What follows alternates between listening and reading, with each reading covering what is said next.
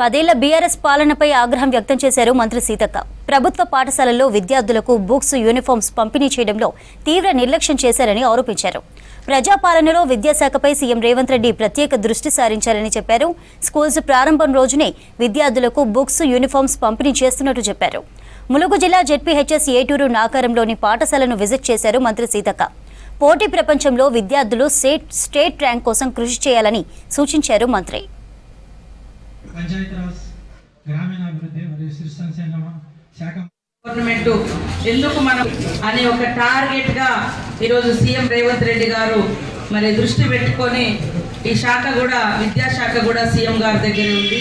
వారు ప్రత్యేకంగా దృష్టి పెట్టి మొదటి రోజే పుస్తకాలు ఇవ్వాలి, బుక్స్ ఇవ్వాలని పెట్టడం, దాంతోపాటు యూనిఫామ్స్ కూడా మరి ఒక జత ఫస్ట్ ఇవ్వాలి, రెండో జత 15th ఆగస్టుకి ఇవ్వాలని ఆలోచనతో ఈరోజు మరి ఇవ్వడం జరుగుతూ ఉంది.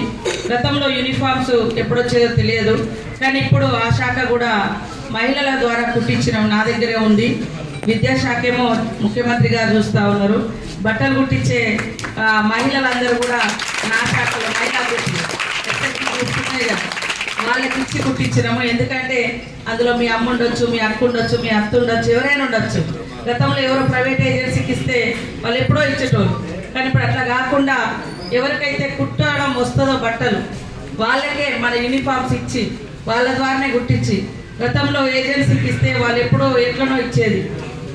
అదేవిధంగా ఎవరైనా మన మహిళలు కుట్టినా వాళ్ళకి వచ్చేది 55 రూపాయలు, కానీ ఇప్పుడు 75 రూపాయలు పెంచి యూనిఫామ్కు జతకు 75 రూపాయలు ఇచ్చి కుట్టించి ఈ రోజు వరకు 30 లక్షల యూనిఫామ్స్ ఈ రోజు అంతటా కూడా పంచడం జరుగుతూ ఉంది.